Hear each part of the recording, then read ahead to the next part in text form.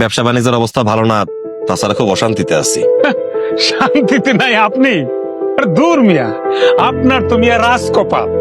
আমি একটা বিয়ে করতে পারি না, সেইখানে আপনি দুইটা বিয়ে করে দিব্যি সংসার চালাইতেছেন। মাঝে মাঝে মনে হয় কি জানেন, মুন্ডায় কয় আমার এই কপালটা আপনার কপালের লোকে ঘষা দেই, তবু যদি একটা গতি হয়। আচ্ছা ভাই, ওই একটা বুদ্ধি দেন, কি কইরা কেমনে কইরা অন্তত একটা ওয়াইফ লাইফে জোগাড় করতে পারি ভাই। ভাইজান, ভাবি আসতেছে। কোনটা? দূরে থেকে বোঝা যাচ্ছে না, কিন্তু ভাবি আসতেছে। তোর কানা, আমি আসতেছি দাঁড়া। হায় হায়, দোকানে আসতেছে কেন? কেমন আছো তুমি? সকালে তো নাস্তাটা পর্যন্ত না খাই চলে আসছো। এর জন্য আমি আমার নিজের হাতে তোমার জন্য লাঞ্চ রান্না করে নিয়ে আসছি, অনেক মজা হয়েছে। আর শোনো, একটু বাড়ায় নিয়ে আসছি, তুমি সহ দোকানে যারা আছে সবাই খাইতে পারবো। মিনু, তুমি এত কষ্ট করতে গেলা কেন? ভাবি অনেক ভালো করছেন, অনেক ভালো করছেন ভাবি। অনেকদিন পরে বউয়ের হাতে রান্না খাইতে, না, মানে আপনার বউয়ের হাতের রান্না খাইতে পারবো আর কি। হোটেলের খাবার খাই তো খইজা পুইরা চাই, তাই ভাবলাম অনেকদিন পর আপনার বউয়ের হাতের রান্না খাবো। ভালো ভাইজান, ভাবি কি নতুন পক্ষ নাকি? জি। বাহ, মাশাআল্লাহ, একদম বড় পূর্ণিমার চাঁদ।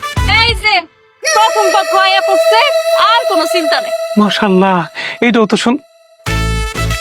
এইটাও সুন্দর। আনিস, তোমার ওর হাতে রান্না খাওয়ানোর কোনো দরকার নাই।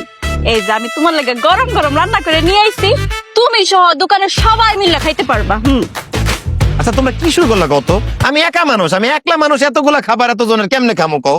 অবশ্যই তুমি খাইতে পারবা, তোমার খাইতে হইব। আমি তোমার লাগে কষ্ট করে রান্না করে নিয়ে আইছি না। অসম্ভব। আনিস, তুমি আমার হাতে রান্না করা খাওয়ান খাইবা? জীবনেও না।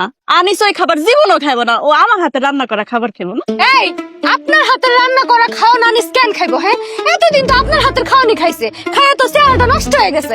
এখন থেকে আনিস আমার হাতের খাওয়ান খাইবো, আর আমার হাতের খাওয়ান খাইয়ে আপনি দেখেন আনিসের চেহারাটা কেমন চকচক চকচক করে।